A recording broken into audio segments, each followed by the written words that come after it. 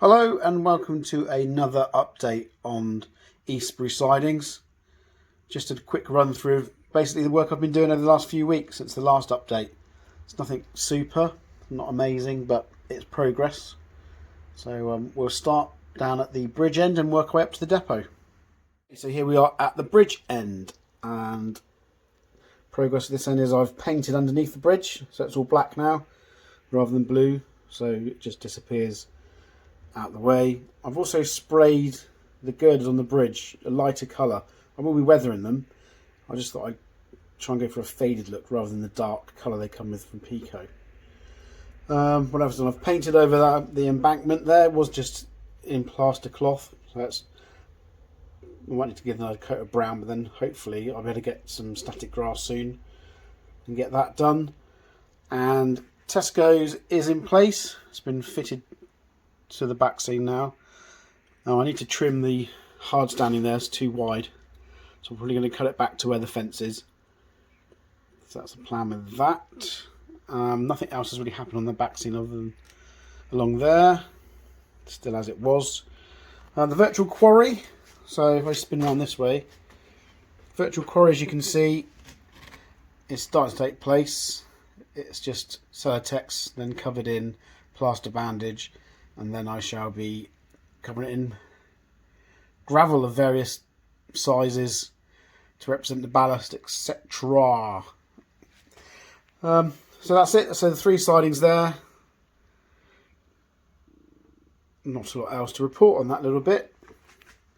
So I'll move up to the middle section next. Before I go to the middle section, I forgot to say that I've got this little blue hut here from Scale Model Scenery. At Eastleigh there's the virtual quarry, for those that know.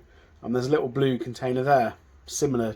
I'm not sure what it's for, so if anybody knows, that'd be great if you could let me know. But I've tried to put one in here just to fill a gap, really, as you look down towards the bridge and the sidings.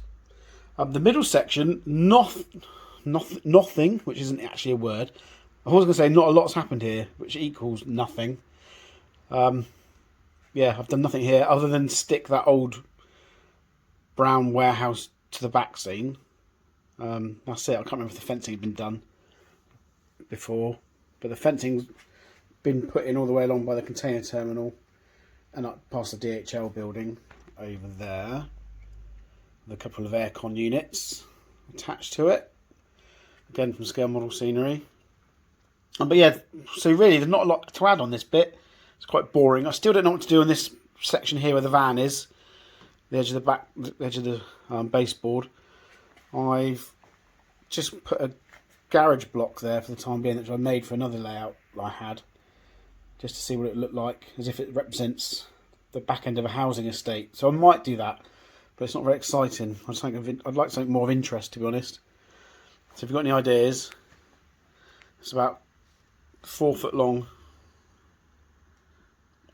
and only about 6 inches wide. So there's not a lot I can put on there really. But if you've got any ideas, let me know. I'd be good to hear from you. And I'm now going to move up towards the depot. Here we are at the depot. And the progress here is that I've tried to make it look a bit more abandoned than it was. I've boarded up the windows and door. The shutters are down on the depot itself, and the barriers across to stop anyone going in.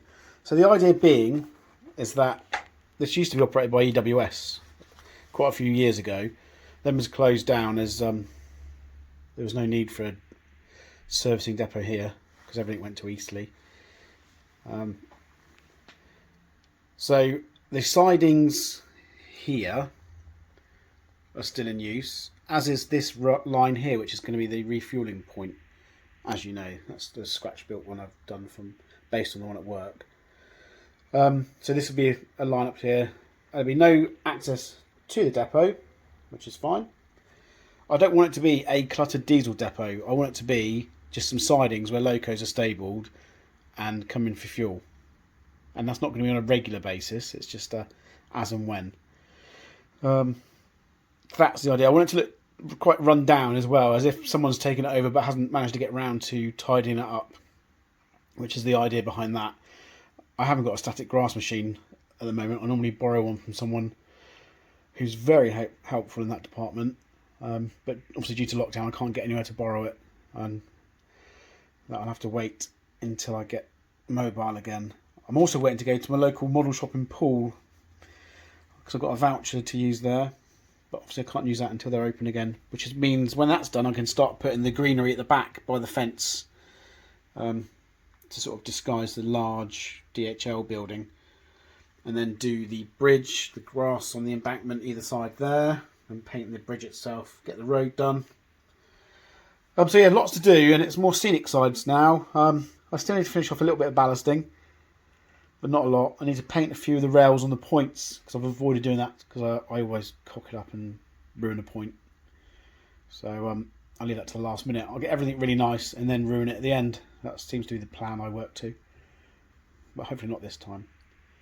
So that is about it for the depot. I haven't done any running bits on here today because I've had a busy day really, and I guess the other thing to add is the future projects, things I want to do with the layout. So in this area particularly, I want to add some lights to it. I think it might be quite nice, get some good atmospheric shots with some lights put in, with the lights fading over here. Obviously get on with the ballast on the virtual quarry, get that sorted, and that's about it really. And just carry on with the scenic side of things, which is the bit I'm not very good at. In fact, I'm trying to think what I am good at in this hobby, and other than ripping up layouts and redesigning them, there's not a lot really. But I enjoy doing that bit, which is probably why I've never had a finished layout. But anyway, each their own. And then the other thing I'm doing as well in the background is the MXA lobster project with BDAs converted my 3D prints for the ballast boxes, and I will put a picture in here. Well, I guess that's it now for the update. Nothing else to add. I think I've gone through everything I needed to. Thanks for having a look. I'm not worried about people subscribing and clicking icons and bells. If you want to subscribe, feel free. If you don't worry. I'm not in it for the fame, fortune, and seeing how many followers I can get. Just like to document my work, share it with those that are generally interested, and hopefully give people some ideas for their own layout. That's what I do when I look at YouTube.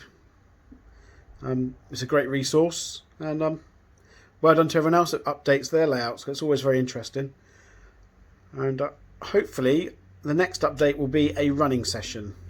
Can't guarantee it, but I'll do my best. Thanks for looking. Cheers. Bye.